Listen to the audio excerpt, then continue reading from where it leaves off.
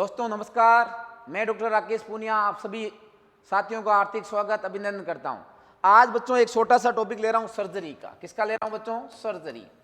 Surgery में बच्चों कुछ परिभाषा के बारे में आप लोगों से चर्चा करते हैं। सर्जरी में कुछ परिभाषा के बारे में आप लोगों से चर्चा करते हैं। सर्जरी में कुछ परिभाषा, उसमें परिभाषा में बच्चों मैं आपके सामने रखना चाहता हूं। एक रखना चाहता हूं अब्सेस, एक आपके सामने रखना चाहता हूं सिस्ट, एक आपके सामने रखना चाहता हूं बच्चों हेमेटोमा। क्या रखना चाहता हूं बच्चों? हेमेटोमा। तो तीन परिभाषा आपके सामने बात करना चाहता हूं, अब्सेस के बारे में, आपके सिस्ट के बारे में और आपके हेमेटोमा के बारे में। तो तीन परिभाषा आपके सामने है सर्जरी से संबंधित। इन परिभाषाओं के बारे में बात करेंगे क्या है। अब बच्चों अब्सेस क्या है, सिस्ट क्या है, तो बच्चों सबसे पहले बात कर देता हूं अब्सेस। अब्सेस के बाद में सेकंड नंबर पे सिस्ट और तीसरे नंबर पे बच्चों हेमेटोमा। ये बच्चों हर साल क्वेश्चन यहां से आता है। 2018 में अब्सेस आया था, 2022 में हेमेटोमा आया है। क्या तो अब्सेस की बात करो, सिस्ट की बात करो, हेमेटोमा की बात करो, तीनों की एक कॉमन बात है। एक बच्चों तीनों का एक ही कॉमन बात है। कॉमन बात क्या है? कॉमन यह है कि इसमें तीनों में एक असामान्य गुहा का निर्माण होता है। किसका निर्माण बच्चों? असामान्य गुहा का निर्माण। इसका मतलब अब्सेस में भी असामान्य गुहा बनेगी, सिस्ट में भी असामान्य गुहा बनेगी और हेमेटोमा में भी असामान्य गुहा। असामान्य गुहा का मतलब आपके शरीर में बहुत सारे गुहा होती है जो जन्म के समय उपस्थित होती है, उसको सामान्य गुहा। और बच्चों जन्म के बाद में कोई रोग के कारण आपकी गुहा बन जाएगी, उसको क्या बोला जाएगा? असामान्य गुहा। तीनों में अब्सेस, सिस्ट, हेमेटोमा में असामान्य गुहा बनेगी। इस असामान्य गुहा में निर्माण किसका होगा बच्चों? मवाद निर्माण। किसका बच्चों? मवाद निर्माण। और मवाद निर्माण, मवाद को बोला जाता है बच्चों पस। यदि मवाद निर्माण हो जाएगा और मवाद निर्माण की प्रक्रिया को क्या बोला जाएगा बच्चों? अब्सेस। मवाद निर्माण के लिए बच्चों जो एक झिल्ली पाई जाती है उसको बोला जाता है बच्चों पायोजेनिक मेम्ब्रेन। कौन सी मेम्ब्रेन बच्चों? Pyogenic membrane. पायोजेनिक मेम्ब्रेन, पायो का मतलब हो गया बच्चों मवाद और जेनिक का मतलब हो गया निर्माण।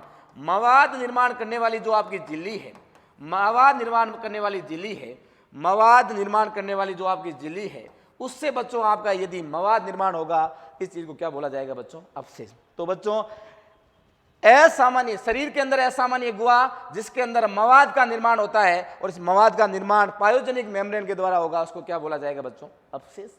सिंपल बात। शरीर के अंदर उत्पन्न असामान्य गुहा जिसके अंदर मवाद निर्माण होता है उसको क्या बोला जाता है? अब्सेस। और जो झिल्ली, जिस झिल्ली के द्वारा इसका निर्माण होता है उसको बोला जाएगा पायोजेनिक। पायो का मतलब मवाद, जेनिक का मतलब निर्माण। दूसरा बच्चों सिस्ट के बारे में बात करते हैं। असामान्य गुहा जो बच्चों क्या करती है? अर्ध तरल पदार्थ। कौन सा बच्चों? अर्ध तरल पदार्थ। अर्ध तरल पदार्थ बच्चों ये मुख्यतः बच्चों कैसा होता है? भूरे रंग का। कैसा होता है? भूरे रंग का, या बच्चों चॉकलेट रंग का होता है। अर्ध तरल पदार्थ जो भूरे रंग का होता है और इस प्रक्रिया असामान्य गुहा जो अर्ध तरल पदार्थ का स्त्रावण करती है, अर्ध तरल पदार्थ उसमें भरा रहता है और इसमें बच्चों थैली नुमा संरचना बनती है। कैसी बनती है बच्चों? थैली नुमा जो संरचना बनती है उसी को क्या बोला जाता है बच्चों? सिस्ट बोला जाता है। इस अर्ध तरल पदार्थ का निर्माण कौन करता है बच्चों? Secretory membrane. कौन सी मेम्ब्रेन करती है बच्चों? Secretory membrane. और सिक्रेटरी मेम्ब्रेन को अपन बोला जाता है बच्चों हिंदी में स्त्रावी झिल्ली। कौन सी झिल्ली बच्चों? स्त्रावी झिल्ली। स्त्रावी झिल्ली द्वारा यदि शरीर के अंदर उत्पन्न असामान्य गुहा जो अर्ध तरल पदार्थ का क्या करती है बच्चों? निर्माण करती है। और अर्ध तरल पदार्थ का निर्माण करने वाले के लिए बच्चों स्त्रावी झिल्ली के द्वारा ये अर्ध तरल पदार्थ निर्माण होता है, उसी को क्या बोला जाता है बच्चों? सिस्ट। सिंपल परिभाषा, तीनों में बच्चों एक जैसी है। तीनों में असामान्य गुहा का निर्माण होगा। यहाँ पे निर्माण होगा मवाद का जो करती है पायोजेनिक मेम्ब्रेन। यहाँ पे अर्ध तरल पदार्थ मतलब आधा ठोस होगा आधा पानी जैसा होगा, उसका निर्माण करेगी स्त्रावी झिल्ली और एक थैलीनुमा संरचना के अंदर इकट्ठा होगा, उसको क्या बोला जाएगा बच्चों? सिस्ट। और बच्चों तीसरी परिभाषा यह है असामान्य गुहा जिसमें बच्चों कैसा रक्त कैसा होगा बच्चों? क्लोटेड रक्त, क्लोटेड ब्लड। कैसा? क्लोटेड, जिसको अपन बोलते हैं धक्के युक्त ब्लड। जो धक्के युक्त जो रक्त है, धक्के युक्त जो रक्त है वो बच्चों आपके इकट्ठा होगा, उसको क्या बोला जाएगा बच्चों? हेमेटोमा। क्या बोला जाएगा? हेमेटोमा। असामान्य गुहा जिसमें धक्के युक्त रक्त पाया जाएगा, अर्थात कुछ रक्त जिसका धक्का बना होगा और कुछ पानी जैसा रक्त होगा, उसी को क्या बोला जाएगा? हेमेटोमा। यह क्वेश्चन इस बार आपके आरपीसी में आया था। हेमेटोमा क्या है? शरीर के अंदर असामान्य गुहा जिसके अंदर क्लोटेड रक्त होता है, उसी को क्या बोला जाता है बच्चों? हेमेटोमा। अब बच्चों हिम वर्ड आ गया। हिम वर्ड किसके लिए यूज करते हैं? रक्त के लिए।